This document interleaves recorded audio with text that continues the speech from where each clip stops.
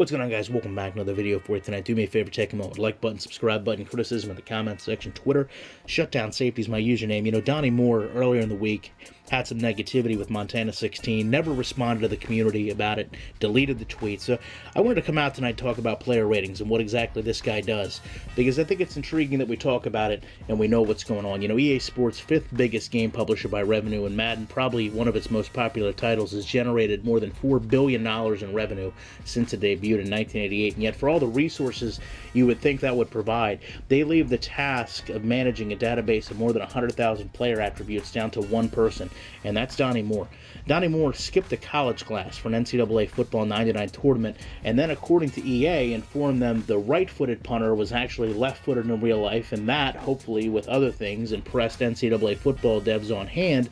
They offered him a part-time job on the spot testing the upcoming game, and you know, he parlayed it into a full-time job. Good for him. He comes up with the numerical ratings from 1 to 100 that determine how skilled players are, how valuable they are in the game, and most importantly, the financial aspect of their value with Madden Ultimate Team. So as you can see from this chart, every player in the game is graded in 23 categories with 20 player tendency tags known as traits that control apparently specific behaviors the player can and can't have. Now, ironically enough, you look at this chart, 2K was only credited with 25 traits, and it also looks like EA has actually lost categories or traits over prior additions to Madden 15. And ironic to me that Donny Moore joked that, quote, some designers and producers claim that there are too many ratings, and he argued, quote, you make players more vanilla with fewer numbers.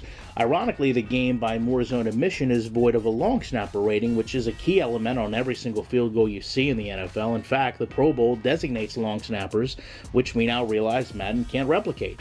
Ironic to me, the lowest rated player from ship date in Madden 15 was Jacksonville Jaguars long snapper Carlson Tinker, who was a 41 overall.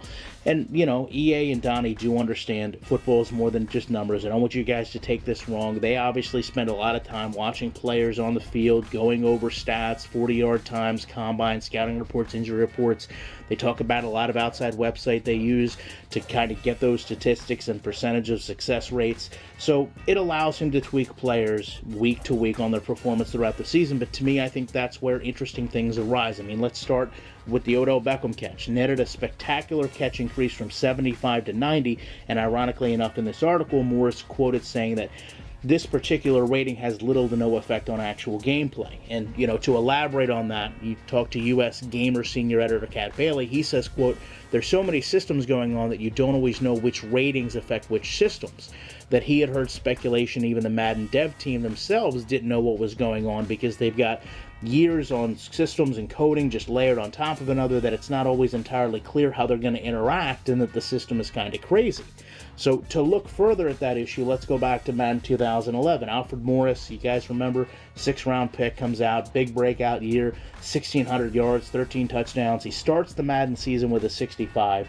And again, to credit Donny Moore, throughout the year, the weekly updates, he'd actually been risen up to an 89.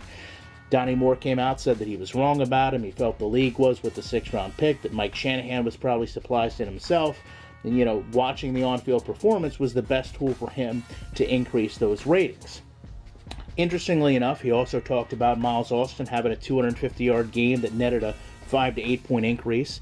Steve Weatherford was upset about a 45 strength rating, and while strength apparently wasn't important to be a punter, Donny Moore saw him on the cover of a fitness magazine, read some stories about him bench pressing 400 pounds, and boosted his strength to 88. I mean, these are things that are just weird to me. You know, the Ravens offensive lineman Marshall Yanda was rated 26th toughest player on the Baltimore roster. His teammates and him got upset about it. There was a story written about him, you know, with playing on a broken leg or with a separated shoulder, so Donny ranks him up to a 98 toughness. I mean, what is this doing? How is this being achieved? These arbitrary numbers, you know. When we go back and we talk about the player like an overall rating getting an increase with Alfred Morris from a 65 to 89, you look at these charts, it's easy to see how such a big swing can happen. I mean, if you look at this chart, run block, impact block, release, catch in traffic, spectacular catch, jumping, have zero impact on a halfback. So in short, I assume you can put your halfback out as a wide receiver, let him run a slant, have him catch it one-handed across the middle, jump over a defensive back, and this can all happen while the game has zero idea how this halfback should be achieving this. And it gets no better at quarterback. 20% of a quarterback's overall is replicated through his awareness. We go back to talking about players seeming vanilla.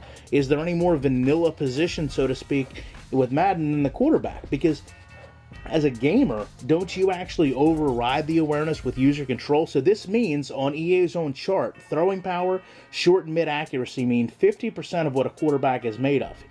We wonder why they all play the same. Listen, you don't make it to the NFL without a good arm or being accurate. The stuff that doesn't matter for a quarterback makes you wonder. Carrying, elusiveness, spins, jukes, stiff arms, trucks, jumping. Now we know why these quarterbacks run out of the pocket, fake out a linebacker, blow past a tackle, spin past the safety, and go in for a touchdown. The game really apparently just doesn't take a lot of things into consideration. You look at former cover boy Mike Vick, transitioning quarterbacks, as I like to call them, Tim Tebow, Pat White. They never really seem to have quarterback achievements designed against running the ball. They're given the same goals as Tom Brady or Peyton Manning. You lead all quarterbacks in rushing, and the game pays you no mind because you didn't throw 25 TDs, you lose your overall. It's a bit ridiculous to me. There's other players that have spoke out about this. Kerry Rhodes and Nick Mangold had a throwing issue where Kerry complained he actually was a better passer than Nick, made a video that proved it. The infamous TJ Husmanzada video where Donny cites using his 40 time at the combine to create his speed, and then TJ admits to him that he never ran at the combine. All the articles that I made this video with will be down in the description. I'd love to know your guys' opinions of it. I appreciate you checking it out, and hopefully Donny Moore can be a little bit more responsible in his ratings, but most importantly to the community and for his own words.